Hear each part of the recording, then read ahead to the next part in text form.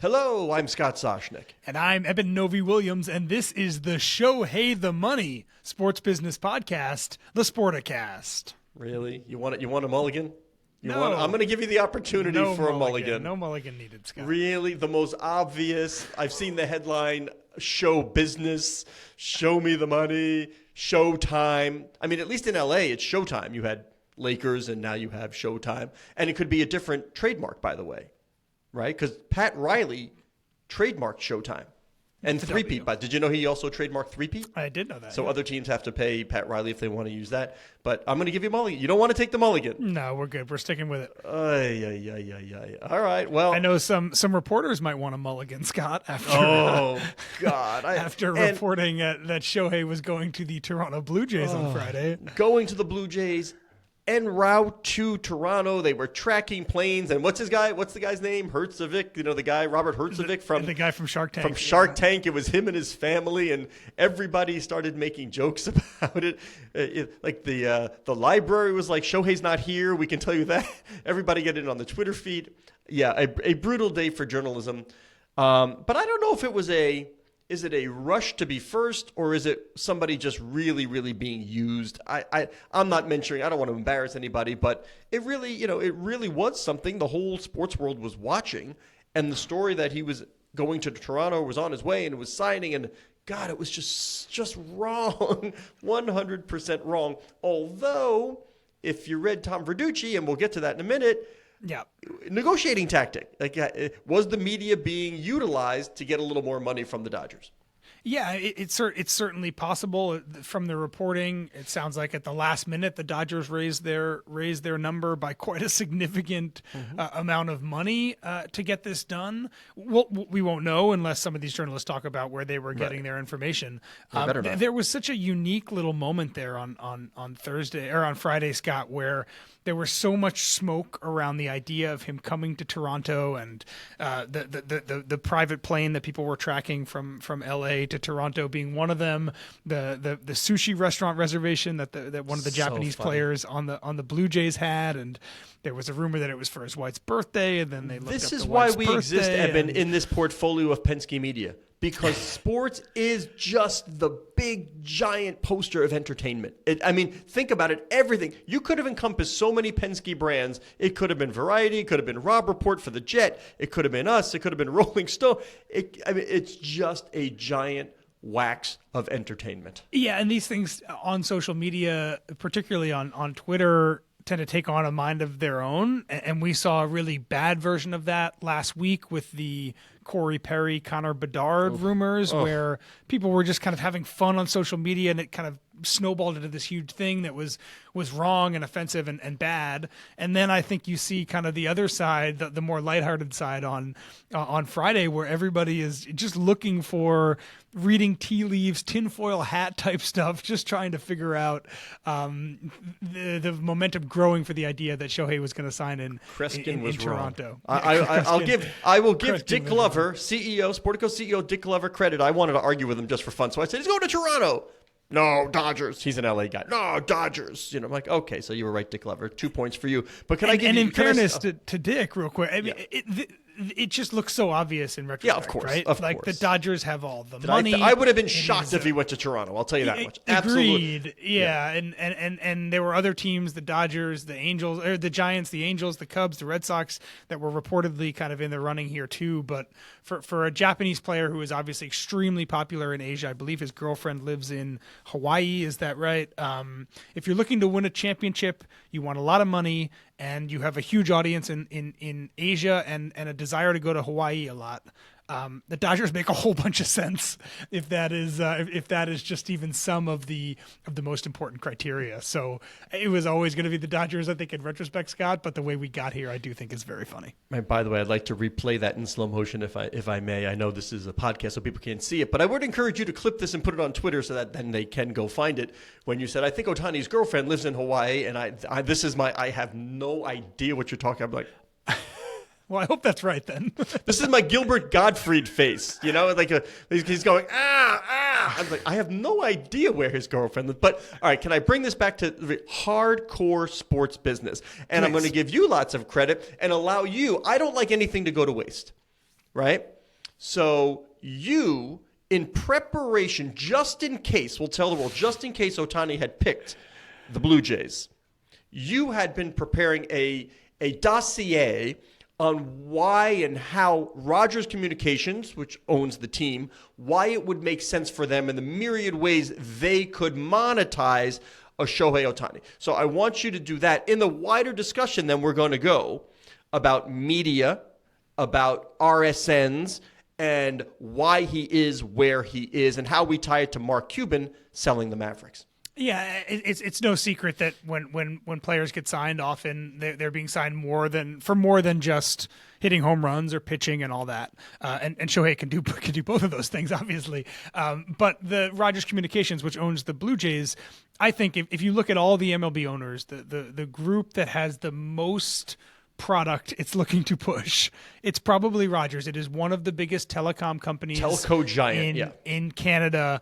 Wireless phones, broadband, cable, internet, multiple TV channels, a huge network of radio stations, a ton of advertising sales. The Rogers business is huge, and it is not a stretch to see where had he ended up in Toronto, all the ways in which they would have utilized him. He would have been playing games in the Rogers Center, the stadium. He would have been playing games on Rogers Sportsnet. He would have been playing for the Rogers-owned Blue Jays. It wasn't a stretch to think that he could be seen in commercials or do other things for the Rogers portfolio. There's all the ways that Shohei Ohtani helps your baseball team, both winning games and also from a marketing perspective. But then there's owners like Rogers that have other things that really benefit from having someone like Shohei in the flywheel as part of the family. So if you're thinking about dollars that get spent, and we can talk about the ways in which dollars that the Dodgers spend are worth maybe more than they are for other teams, but dollars that the Blue Jays spend on a star of Shohei Ohtani's caliber is worth more to that ownership group than almost any other team in baseball. Yeah, you talk about teams making investments, and you can say clubs are worth $5, $6, $7 billion, whatever it may be. Now put that up against the parent company of Rogers, and you realize it's pocket A paying pocket B. They can figure out a way for that to work, sure. So it made sense. That is one of the things we say. Why does the NFL not want corporate ownership? They don't want anything governing how the team runs that would be associated with a publicly traded company. Sure. Like we have to make numbers. We can't. They don't want any of that. So we just have to go with the sort of your wealthy individual or group running an NFL team. That's not the case in the other sports. We talk about the triad, the holy trinity of team, venue, broadcast component, right? And that's where we can bring in the Dodgers. I remember, I'm so old, Eben, I was covering the sale of the Dodgers out of the bankruptcy, the Frank McCourt bankruptcy hearing. Remember, Bud Selig actually... Old. That was like a decade ago. But it comes back to TV. If you remember, and I don't know if you do remember, that Bud Selig actually blocked a media deal with the Dodgers, which is what put the team into bankruptcy. And by the way, what fueled the $2 billion number at the time? The RSN with Time Warner, which became Charter, the whole thing. But you can bet that Guggenheim, Mark Walter, at the time of the bidding, they might not tell you they had, but they had worked out their broadcast contract already with Time Warner, guaranteeing them $70 billion a year, whatever it is. I don't remember the exact number. But that is why they felt comfortable bidding what they bid on the team, knowing it would be a good deal. That's why everybody's so surprised. Oh my God, $2 billion. There's a reason why Fox tried to jump back in and buy back the Angels, right? When they were the Dodgers, excuse me. There's a reason. Yeah, there's a reason why that happened as well. They saw the program and they understood that they could make money off this. But everybody was so surprised at the $2 billion number, and no. That number had already been negotiated. They knew what they were what they were going to get, and then it became a distribution deal. We're not being fully distributed to the people. Didn't matter. It was a guaranteed number coming in. It was the money versus the scale and the reach. Guess what? The Dodgers took the money. And it is one of the principal reasons. The guarantee payment, of course, then you, of course, have your sub fees as well. But once you have the big dollar payment, does it really matter? That is why the Dodgers felt comfortable spending $700 million on a player. Yeah, be more specific about that. The way the Dodgers become a better ticket right now, certainly a hotter TV product with Shohei Ohtani next year than they were before. They're going to be very good. They're going to be contending for a division title and be contending. Now we got to get to deferred compensation. My head's going to blow up. Oh my God! So, where do you want to go? Well, let's put a pin in deferred compensation for a second, and just be a little bit more specific about the way in which the Dodgers can go to their TV partners now and suddenly increase the value of what they're getting paid year over year via their RSN. Well, it depends on when those deals are up, right? But just the Time Warner deal itself is, they had a stalemate with DirecTV. They finally signed, I believe it's Cox. They still don't have a deal with Cox. I believe it's distribution. Cox. Yeah, distribution deal with Cox. Now, I am not Anthony Krupe. I do not know how many Cox households there are in the SoCal market. I don't know. Is it the same as sort of Time Warner in New York? Remember with Linsanity, when they didn't have a deal, they had to get it done between MSG. So we've seen in the past where an athlete can spur action. When that Linsanity happened, that is what solved the Time Warner MSG dispute. Politicians got involved. There were too many people who wanted to see this, just the hottest story in the world, and they couldn't do it. So that's what spurred action there and solved it. Might happen here. If I'm a Cox customer right now, and Shohei Ohtani is coming to the Dodgers, I want to see the Dodgers. I want to see him. I think maybe a little bit of leverage that he's not pitching this year, this upcoming year, but still, it's the hottest thing in baseball. I want to be a part of it. Now, if I'm a Cox customer and you're not delivering the Dodgers, do I switch my operator because I want to see it? That is some leverage. Maybe it'll get a deal done there. But obviously, it just makes the programming that much more in demand, that much more valuable whenever the deals do come up. But the Dodgers own a stake in the RSN out there as well. So, that's win-win for them. Again, we talk about tentpoles, media, real estate, and let's not forget they own, they still got to develop the parking lots over there. Frank McCourt still owns 50%. Maybe this does something there. I don't know. Do you now say, is there more to do in a real estate development aspect now? I don't know. But it does make the programming that much more desirable, that much more valuable, which is exactly why they can go spend $700 million, where realistically, who else is out there? Who else? And and look at media. Just look at media. The Yankees can do it with the YES Network. The Red Sox can do it with NESN. The Mets can probably do it, even though Steve Cohen doesn't own SNY. The Mets could probably do it. Yeah. The Cubs could probably do it with Marquee. Now, who else? Show me. Show me the other. Anybody that has the word Bally's attached to its local broadcast, take them out of the equation. They have no chance of making it. Yeah. So, you can see how important the media component is, and the guaranteed payment to the Dodgers based on this deal, which they negotiated at the time of purchase of the team, is the reason why they can go out and spend this kind of money. So let's talk about the structure of this deal now. It's a 10-year, $700 million deal. Average value there is $70 million, but Shohei is not going to be There you go, Princeton University. Thank you. Shohei is not going to be getting paid $70 million a year. We don't know all the terms, but we do have an understanding that this is a lot of the compensation is deferred, meaning it's going to be pushed out into the back end of the deal. Shohei Bonilla. For further beyond that, this is a deal that you can essentially only do in baseball. Yep. Scott, if you remember, it made me think about it. Yep. Yeah, the Devils tried to do this with Ilya Kovalchuk about a decade ago. There was a 17-year deal worth $100-something million. Novi Williams comes with Devils and Ilya Kovalchuk. Yeah, and I looked this up. So 17-year deal, $103 million. He was going to get paid $500,000 a year for the first 5 years, and then everything was going to be pushed into the back. The NHL rejected the deal because they felt like it was a salary cap circumvention, a deliberate attempt to pay someone a chunk of money later on and have it count towards the books in different ways. Sometimes the best deal is the one you didn't make. Yeah, that's we can debate that one another time. But the interesting thing here to me is that this is a deal probably in its structure that doesn't get done in the leagues that have salary caps. But in baseball, and Bobby Bonilla is another great example here, still getting paid $1 million a year by the New York Mets. You can structure these deals uniquely. And if you think about the time value of money, sure, Shohei Ohtani is going to get eventually $700 million from the Dodgers.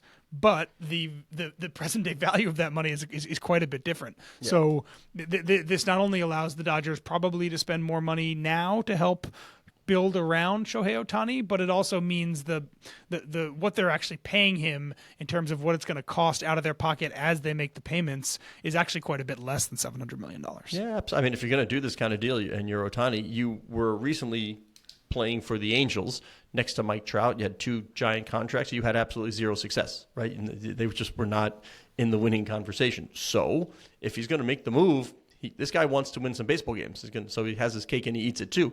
He's staying in a huge market. He's staying with a well-capitalized ownership group. But he did have to help them a little bit in terms of who am I adding to this group? And if it was sort of $70 million right now, it certainly would have been a bit difficult for them to go out and surround him with even more talent. But they certainly have a history of postseason play recently, right? They've got some good players on the roster, but there's some other things they want to do. And another big winner here, Scott, I think Major League Baseball. The Shohei Ohtani has done pretty much everything to do in sports in baseball in a very short amount of time. One thing he has not done, he has not appeared in a playoff game. So the idea of baseball having one of its most marketable, maybe its most marketable stars actually playing in meaningful MLB games. We saw the attention that the World Baseball Classic had last year when Shohei was in the final, getting him into the playoffs. Mike Trout to end it. Striking out Mike Trout to end it. Having my focus group of 1 at age, whatever he was, 12, 13, wanting to go to his friend's house because they were having a WBC party because they wanted to see this thing. Damn right there's value there. Having him in the playoffs is huge. Having him not next year, but maybe in a future year starting playoff games on the mound, I think is a huge deal. There's a lot about baseball that getting him onto a team that is almost assuredly going to make the playoffs fairly consistently over the course of the next few years, if not even longer, I do think is a big win for baseball as well.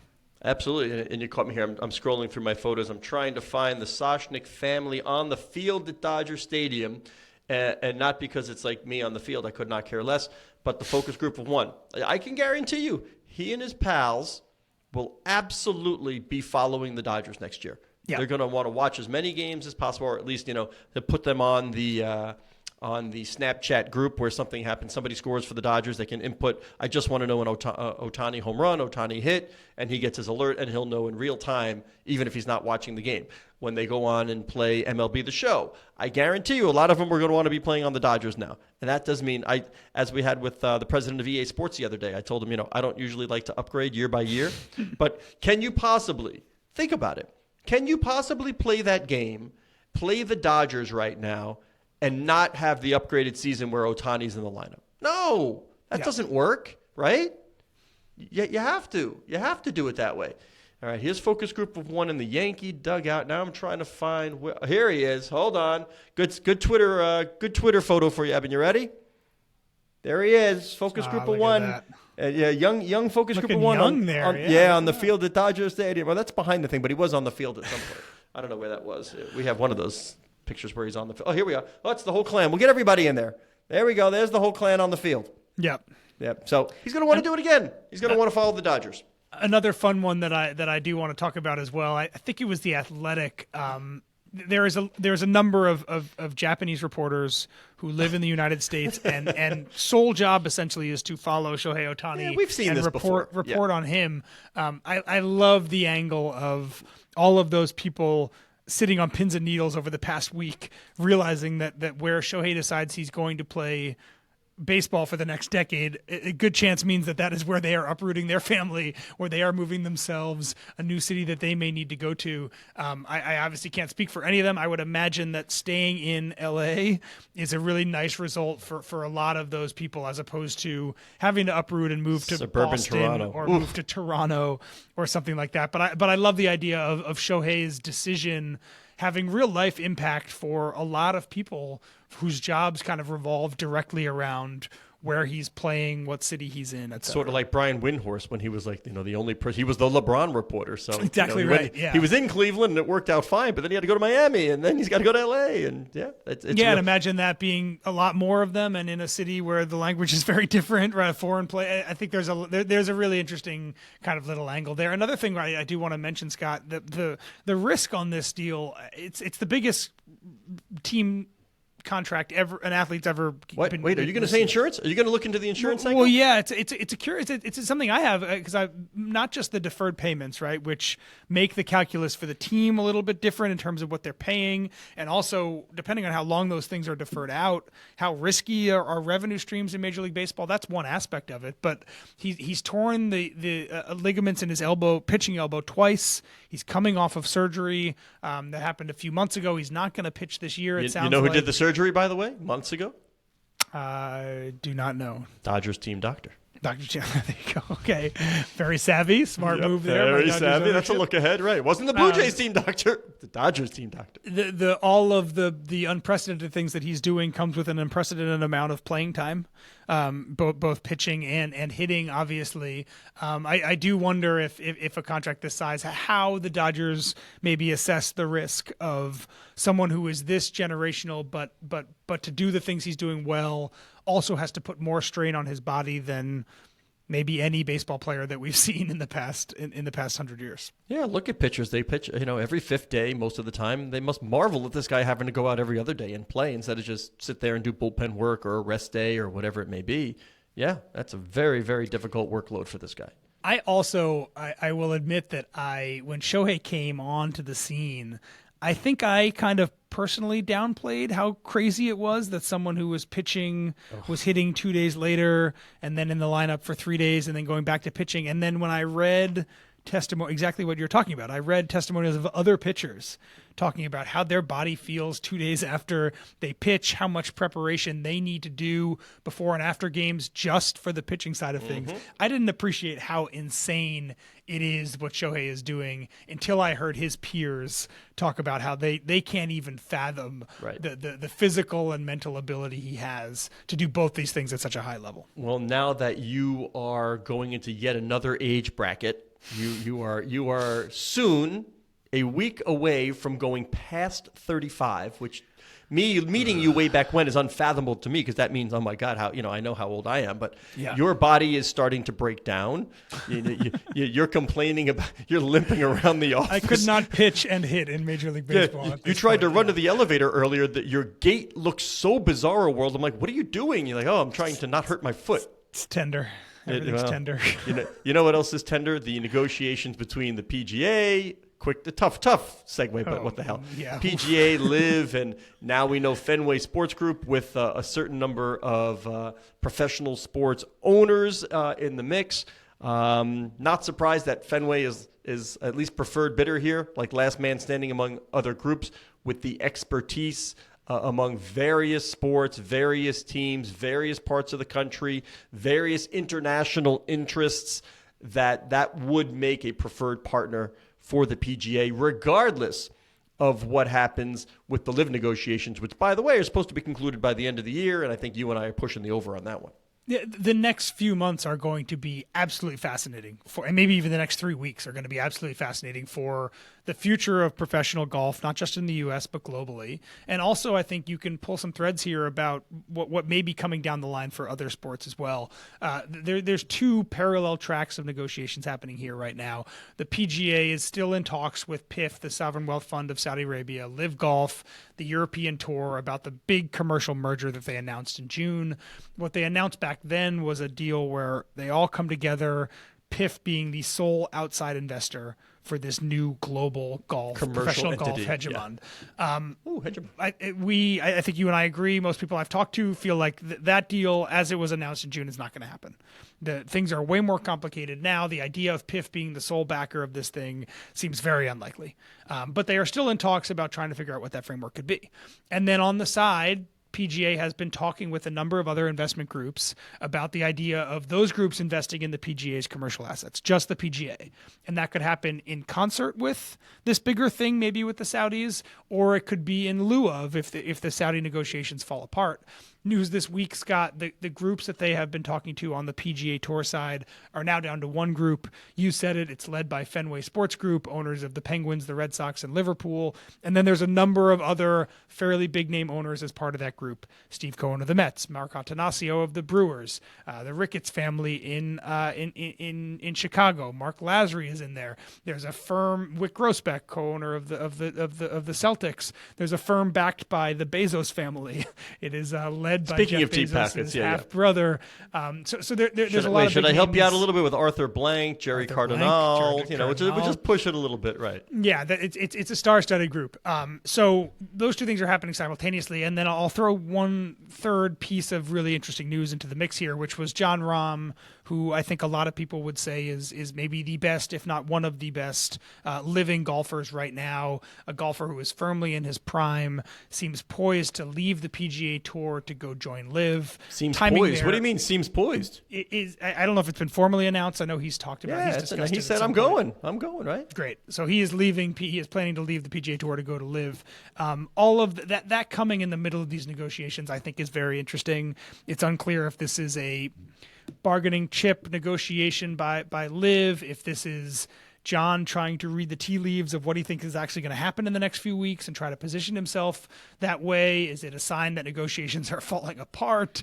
There's a whole bunch of interesting things there. But the one of the most, if you take out Rory and Tiger, Jon Rahm is probably the most valuable golfer to be in the PGA Tour stable, and someone who was very outspoken a year ago about staying with the PGA Tour, about that being where the money is. Yeah, he for him to be changing his tune at this point, I think has opened a lot of eyes and has a lot of questions being asked around golf. So a really fascinating time right now for pro golf. Yeah, he was more livid than anybody else. And now, gosh, Scott, I had to. It was too easy. You said living or whatever you did. I was like, is he really trying to do that, or is he living? I don't know what you were trying to do. One thing I did read this weekend that I thought was interesting was this idea that for a long time when PGA and LIV were at odds with each other, so much of the messaging from the PGA Tour was about Saudi Arabian oil money and how there was a kind of a moral authority on the side of the PGA Tour. Oh, Jay Monahan. Commissioner Jay Monahan invoked 9/11 many times, right? Yeah, it was a big part of the pitch, and I know people are speculating now that the minute you announce that you intend to merge with them, you lose all of that moral authority, right? And if that may be a factor in what's happening with Jon Rahm, which is that the argument for staying with the PGA Tour just got so much weaker the minute the PGA Tour essentially ceded the moral high ground. So there's some interesting stuff there. There is the commercial tie-up that was announced in June, very notably essentially terminated or paused all of the legal fighting between LIV and the PGA Tour, a very expensive series of court back and forth. One the PGA Tour could not win. One the PGA Tour could not win and hinted that it could not even afford to continue doing for a few years.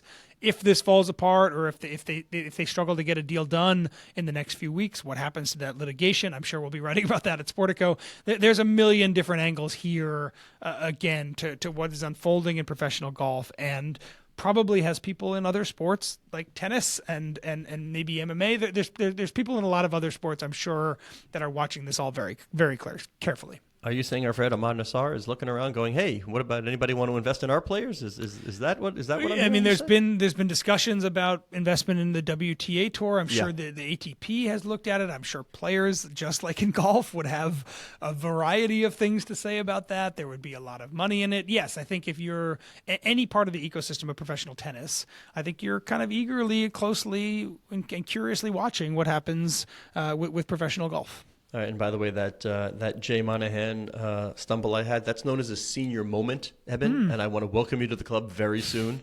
Soon you will be experiencing your own, being like, "What? I am already there, my friend." You're in spring training. You're in training for senior moments, but you're almost there. And I'd be remiss, by the way, because she did reach out. Our former colleague Janet Paskin, reached out to both of us saying, "When are you going to talk Ohtani?" Because her son Sal and I was lucky enough to take a Mets game in when they visited from Asia. So hello to Janet and hello to Sal. We have to have Sal do one of the intros, right? One of these days. we got to include him in the show. I think we I would totally love that. need. This would have been a good one, but we'll figure it out. So keep your hats on, Janet and Saul. We're going to get you involved in the show coming up. Rumor has it that Saul's baseball team was in Manila a few weeks ago. Yes, I heard. doing Can't some wait to go back. International gameplay, which is very impressive. I heard. He cannot wait to go back. I wondered if youth sports was as crazy over there as it is in the U.S. And I think it's not, but give it time because everybody regresses to the crazy meme when it comes to youth sports. Flying to the Philippines for a game feels like pretty serious, or a series of games. But that's just me. Well, it's not like you're flying from New York to the Philippines. No, of course. So let's make that clear. Again, they're based in Asia. It's like my drive to Boston for the tournament. I got it. I could fly. So anyway, close the show. All right. Shout out to Saul and Janet in Hong Kong. He is Scott Soshnick. You can find him on Twitter at Soshnick. I am Eben Novi Williams. You can find me on Twitter at Novi_Williams. The Sporticast is produced by Erin Greenewald. Thank you to Erin for everything that she does. Sportico's digital media editor, Cora Veltman, would like you to know that you can follow the show at Sporticast, which is the hub of the Sportico Media Network.